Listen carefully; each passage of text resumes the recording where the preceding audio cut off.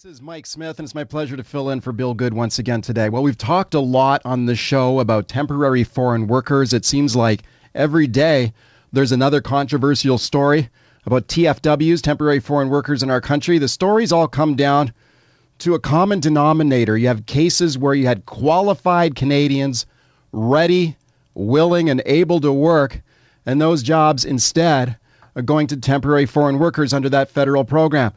The reason we're talking about this issue, the reason that we've seen a federal investigation and why there's been controversy around the country since last month when this whole thing broke, it's because one guy had the guts, he had the jam to speak up when he saw something going on in the place where he works.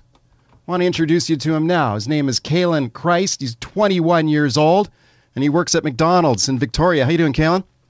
I'm doing great. How about yourself? I'm good, man. Thanks a lot for coming on. It's nice to talk to you again. Of course. I know you've got some good news for the listeners, and that's that there's been some positive changes at the McDonald's where you work, the hiring practices and the stuff that's going on there. Before we get to that, let's go back and just tell me and remind the listeners how you got into this. I mean, how you ended up kind of blowing the whistle on this. What did you see happening at the McDonald's where you work? Well, blatant abuse of the system, right? I mean, they were hiring temporary foreign workers in place of Canadians and also cutting back on Canadians' hours to make room for the temporary foreign workers. Right, and that included your hours. That did include my hours, yes. Right. You've worked at McDonald's for, what, 4 years? Yeah, just over 4 years. How much were your hours cut back? Mine were not cut back as much as some, but mine, I'd miss out on maybe an extra shift a week, and that could be enough to, and especially in this economy, and how high rent is, that can be enough to really do some damage. But no, I only missed out on maybe 8 hours a week, whereas some of my friends and coworkers who worked just as hard and deserved just as many hours were losing, up to 30 hours a week. And those hours were going to temporary foreign workers. I mean, you could see it that way. It's not that those hours were going to temporary foreign workers. It's that the temporary foreign workers' hours were not cut back where the Right. Canadians' hours were. How many temporary foreign workers were brought into McDonald's at this? I know there were 3 stores owned by a single franchisee, right? Yes, that's right. At the other stores, I'm not certain. I know that they did hire temporary foreign workers as well. However, I'm not informed on how many or the process in which that took place. I do know that at our store, just over a year ago, they brought in 6 initially. They were all supposed to be managers. Only one of them was actually hired on as a manager. And then recently, this again, under the franchisee that no longer owns our stores, 9 were supposed to come for a total of 15. Okay, and at the same time this was happening, you were personally observing local people coming in and applying for jobs. Absolutely. And those people were, from your perspective, they were qualified people. I mean, whether or not they're qualified isn't even really up for debate. I mean, it's McDonald's. There really isn't any qualifications. I mean, the only time you really get turned away is when you have over-qualifications. And so, no, I don't even think that's really something you can debate against, that they weren't qualified. The only qualification you need is that you return a phone call. So that's how I see it. But they were local people who were ready, willing, and able to work. Absolutely. At McDonald's. And I understand when I talk to some employers who say, well, we like these temporary foreign workers because they work hard, they don't call in sick, they're willing to work shift work. You told me, I believe one of our earlier conversations, you had a buddy of yours who applied for a job, and he was willing to work the night shift. He was, yeah. No, I made it very clear to them. I was even told that his resume was very impressive. He did not get a call back. And, I think that's really what put it over the top, where I was extremely frustrated at that point. Okay. What made you decide to go public with this thing? Because you ended up contacting the CBC last month. And yeah. I'll give them a tip of the hat. They've done a good job in this story. And that's what really lit the fire across Canada. I mean, man, you just blew the lid off this thing. That takes a lot of guts to blow the whistle on your own boss effectively. What was going through your mind when you decided to do that, go public on this thing? Well, there's a couple things I want to touch on there, and the one was that I tried to handle this on the inside, right? I didn't want to go and screw over a bunch of people. If you can fix it from the inside, then why not, And I tried to do that, but they didn't give me anything to work with. They basically told me that, what I've told everyone else is that they think that temporary foreign workers work harder. And whether or not they do, yeah, they do work harder. Sometimes they do work harder, absolutely. But I was told, that this is actually what he said to me. He said, they're doing us a favor as a part of the management team by hiring temporary foreign workers because they would be more reliable than Canadians. This is what I was told. After that, I decided that I would contact someone, and I had never talked to a lawyer before in my life, but I contacted a lawyer, and they told me not to fight against McDonald's because it was a pointless endeavor. McDonald's is a billion-dollar corporation that is going to hire great lawyers. What's the point? He told me to go to media, and that's when I decided to go to CBC. Okay, and ever since then, there was a very rapid reaction to this story. We saw in very quick succession that the franchise owner in Victoria that owned the McDonald's where you worked and a couple of other stores, he was kind of shuffled out of the picture. McDonald's Canada, the main corporation in the country, took over the operation of those McDonald's. McDonald's announced that they would voluntarily freeze their use of the temporary foreign worker program. The federal government announced an investigation. They then announced a moratorium on the use of temporary foreign workers by the entire restaurant sector in this country. It's something, isn't it? You really lit a fuse here. Yeah, well, I kind of assumed something like this would happen. They told me, when I talked to CBC initially, when I talked to Enza, she told me that a domino effect would probably. They had looked at all the numbers, they had pulled the statistics, and they knew that this wasn't just happening here. They knew that this is happening everywhere. This has happened in the BC mining. This had happened in RBC. It was pretty clear that the system wasn't right, and that we really wanted to change that. And absolutely, I wanted to change that. I don't think it's fair to any of us, especially to the youth, which is underrepresented. Right? We don't feel like we can speak up about something like this. These business owners, we feel like they know what they're doing, and that if they're using this program, that they're using it legitimately. It's not until you really research it a little bit that you realize that they weren't. And so obviously, I think it's not even fair because you think about this. They contacted the previous owner of these stores, and he said that he had nothing to hide. It's almost as if they didn't even know that they were breaking the rules, and that's what really scares me. You mean McDonald's Canada didn't know? No, that's not. McDonald's Canada didn't say that. McDonald's Canada actually basically shifted the blame to either the news. This is what they're doing. They're saying that the news is making inappropriate stories and that the stories aren't entirely factual. And they're also saying that initially, before they actually blacklisted our stores, they actually said that I was at fault and that I didn't know what I was talking about and that I wasn't actually a manager and that I didn't know what I was talking about. Which I just thought was ridiculous. I asked them for a public apology. I've tried to reach them, and I've been told I'm not going to be getting an apology from McDonald's. So I'm a little irritated by this. But Kalen, let me ask you this: you still work at McDonald's, right? Yeah, I do. What was it like for you when you went back to work after revealing this? I mean, that must have been tough.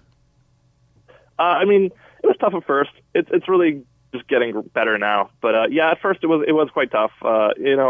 As you can probably imagine, the TFWs were not entirely happy with what had been said. It really puts them in the spotlight, and it's just something that they weren't really too impressed with. So they weren't really too fond of me at first. But fortunately, things have gotten a lot better in the past month. So I don't really have anything bad to say about that. The temporary foreign workers are from the Philippines, and they're kind of stuck in the middle of this whole thing.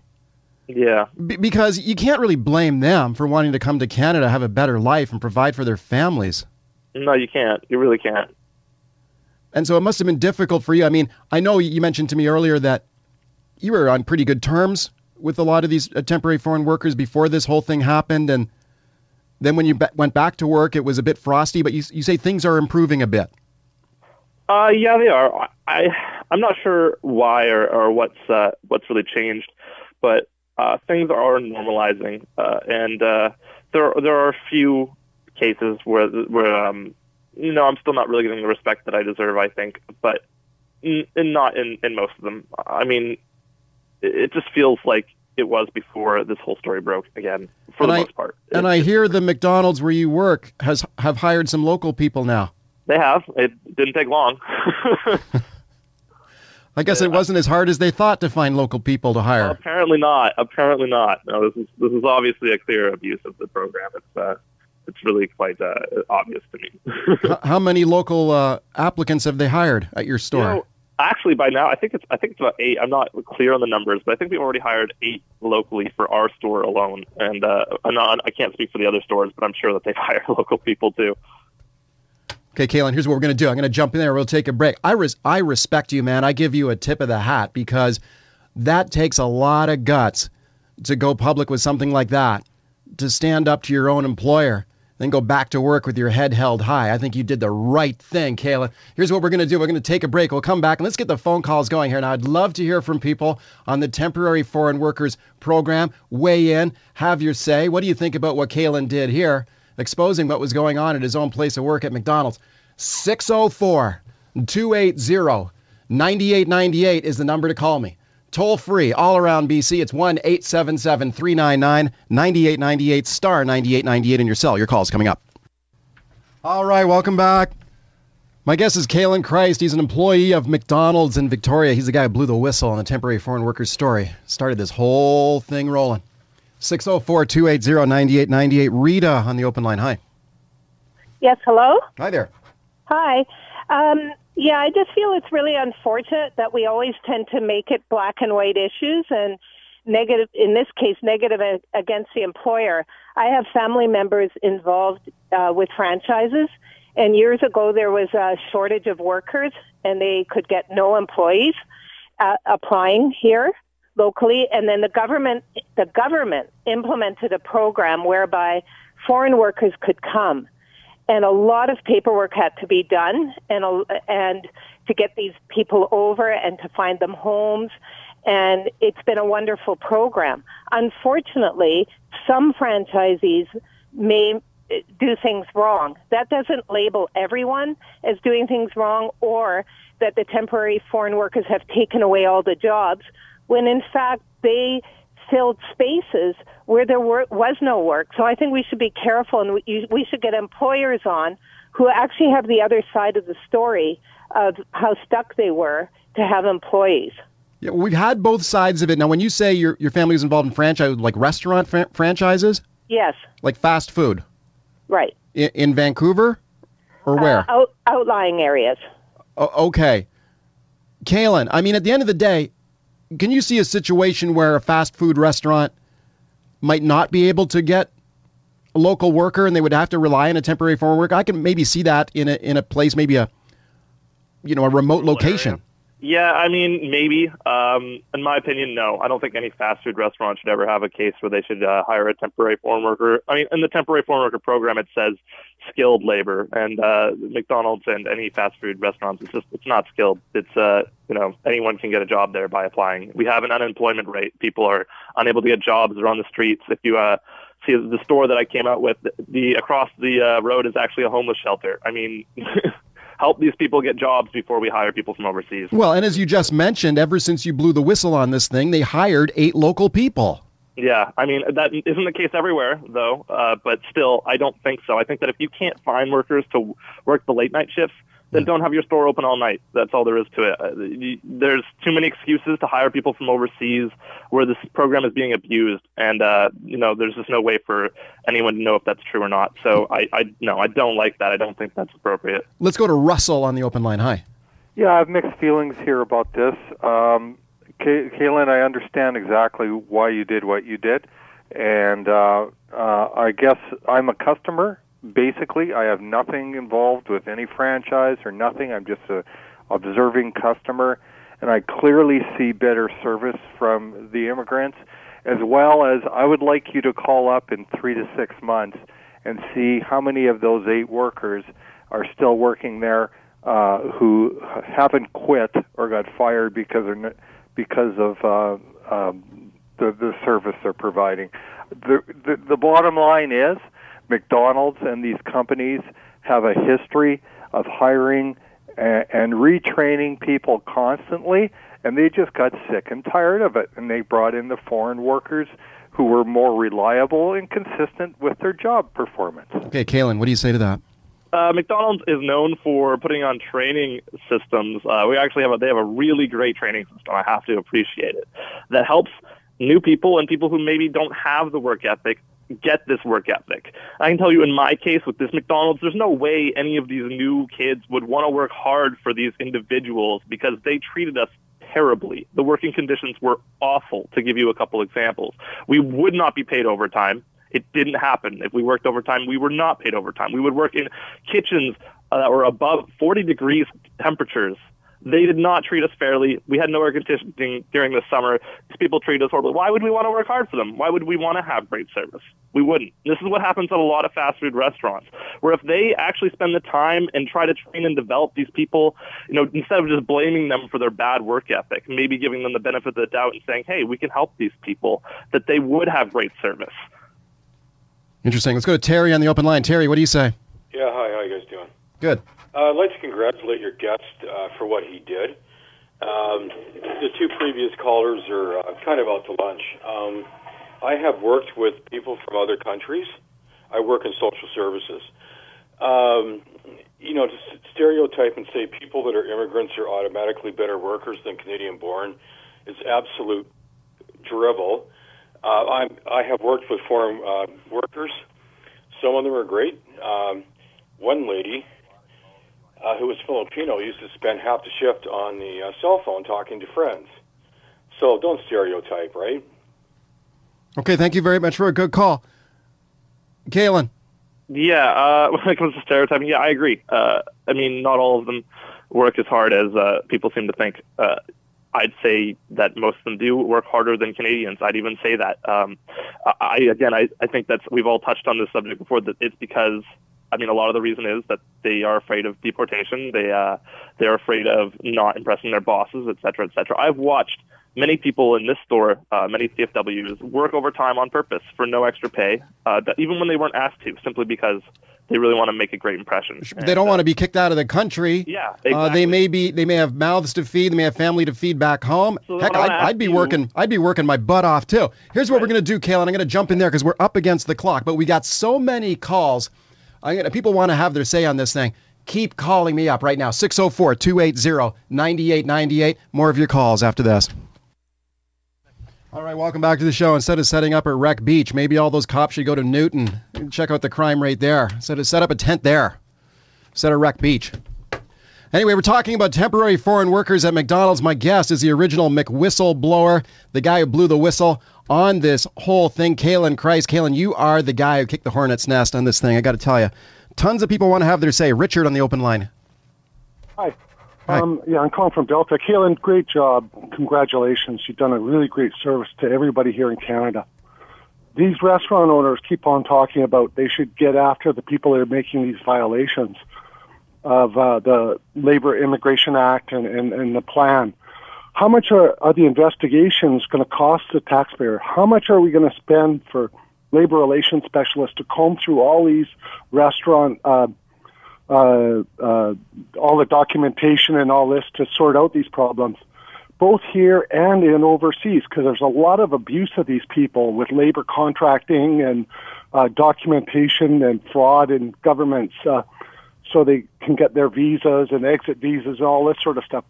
Everybody's basically after these people, and it's an integrated management plan where they rip these people off right from the doorstep in Philippines right here to Canada and back.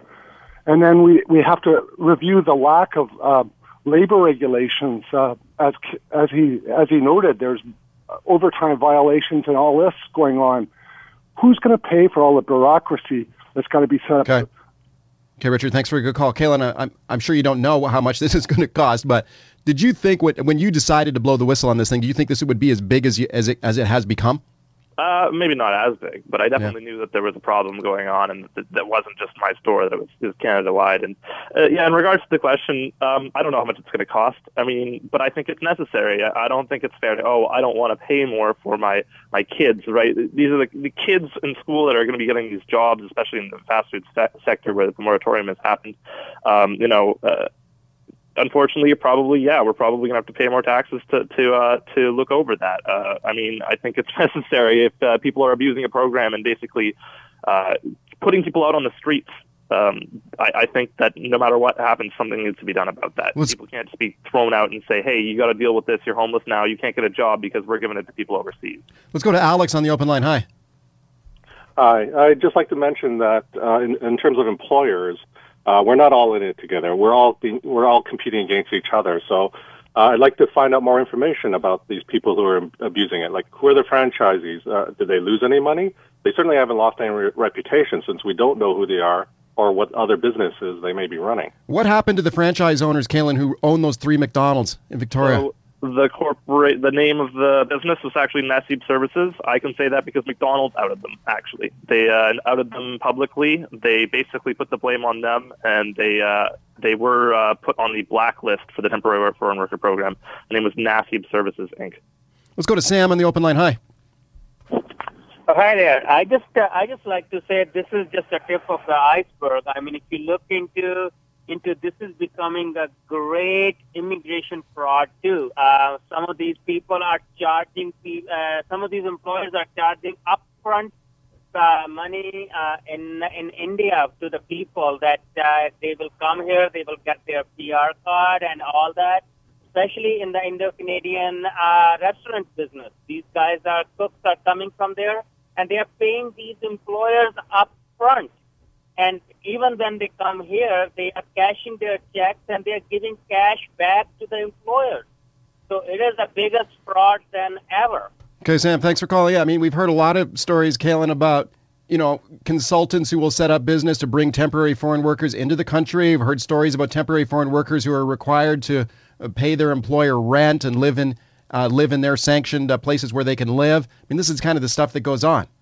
Yeah, no, I've definitely heard those stories too, and I was asked by CBC. They said that make sure that there's no temporary foreign workers in your store that have been forced to pay the fees to come overseas, because the employer is supposed to pay a $3,000 transaction for them to come across and to make sure that they're airfare and that they have a place to stay. But there's no one to check over this to make sure that they're actually doing that. So I'm not saying this is what happens, but this is the possibility that the employers can force the workers into paying those things, going, hey, if you really want to come to our country and you want to work in these jobs, then why don't you pay the $3,000? There's no one to check up on this. Yeah, they've got a country, or they've got a program that there's simply not regulating and overseeing. Let's go to John in the open line. Hey, John. Oh, yeah, just from what you were saying with that individual that just called there, that's happening all over the place. And if you take the money that it costs to bring these people over and work here, and the contractors or the people that do these jobs or own the businesses, they're supplying them with free housing, they're supplying them with maybe possibly the free meals or groceries and things like that there. And they are taking and cashing their checks and giving their checks back. And then when they get enough stamps or whatever for unemployment insurance, you can bet that they're actually drawing out their unemployment. But if you take the 2 or 3 things that I started and said, if you add that up, most of those jobs, rather than being, say, a minimum wage job, would turn out to be like a $17 or $18 an hour job. And if you put that to the people out there and advertise it at that, you'll find lots of people that'll go to work for those type of numbers. Okay, John, thanks for calling in. We're just about out of time, Kalen, but some of these temporary foreign workers, they were getting paid more than you. Yeah, definitely, absolutely. I train people that were making more than me, and what he says is absolutely true. If they would then just put it in the ads saying, hey, this is how much we'll pay you as much as it costs for that $3,000 fee to bring them overseas, absolutely people would be applying. Kalen, I congratulate you for speaking out. Thank you very much for coming on the show today. Yeah, no problem. All right, that is Kalen Christ. He's a McDonald's employee in Victoria. He's the guy who blew the whistle on this whole thing last month. That's why we're talking about it, is that guy had the jam to stand up and saying something. I call him the McWhistleblower. Lots of people wanted to have their say on this, so keep calling me up on the listener line.